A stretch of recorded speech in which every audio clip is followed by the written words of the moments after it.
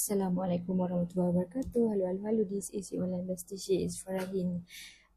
Hari ni punya video agak macam-macam je sebab saya sangat sibuk hari ni. So macam malam dah pukul 10.45 dah dekat pukul 11 ni baru sempat nak rekod video untuk YouTube.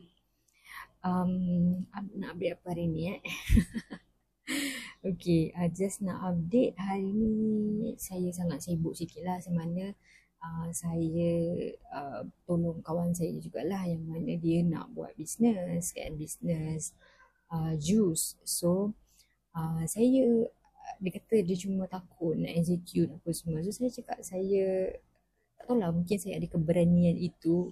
I mean like saya ada kind of like skills yang boleh convince orang untuk yakin validate idea dia kan. So terjadilah hari ni dia terus pergi cari botol sikit and pergi buat juice and dapatlah kan. So busy lah juga. Hari ni sangat busy and tak tahu hari ni nak sembang apa, tapi sepanjang daripada saya buat video ni, saya just buat je kan. Saya tak nak fikir view ke apa ke, saya just buat je as long as ada video macam tu. So whenever saya rasa macam tak confident ke kan, saya akan tengok balik video ni. Ain dulu awak sangat confident ya, kenapa, mana confident awak yang hilang itu. Macam tu lah. So hari ni sebenarnya walaupun sangat hectic, saya just buat je. Saya cakap ya, kena buat juga padahal tak tahu apa benda nak cakap ni kan. Tapi just buat je lah as long as ada video.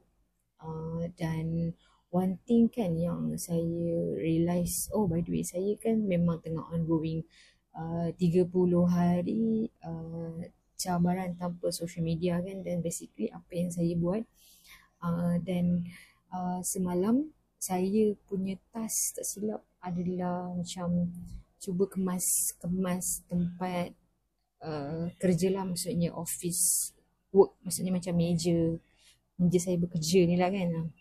Okay, so saya ubah suai daripada depan macam tadi, saya tukar tempat sikit kan. Dan I think I like this, walaupun dia agak jauh sikit daripada aircon kan. Tapi saya lagi suka. Sebab apa? Sebab background belakang ni dia macam agak clean lah. Sebab kalau before this punya arrangement meja ni, belakang dia macam agak tak berapa nice lah to see kan. Anyway, lepas tu apa lagi? Okay, along the way saya buat self challenge cabaran tanpa social media ni, saya banyak lebih kepada menghargai masa, of course. So kalau whenever anda rasa macam kenapa dalam masa tu 24 jam anda ni anda rasa macam tak fully utilize, tak fully production, cuba tengok apa yang anda buat. Let's say anda rupanya banyak sangat scroll social media kan, so maybe you patut buat social media detox challenge. Ataupun kalau dalam challenge saya buat tu adalah 30 hari cabaran tanpa social media, boleh tengok link dekat bawah details dia.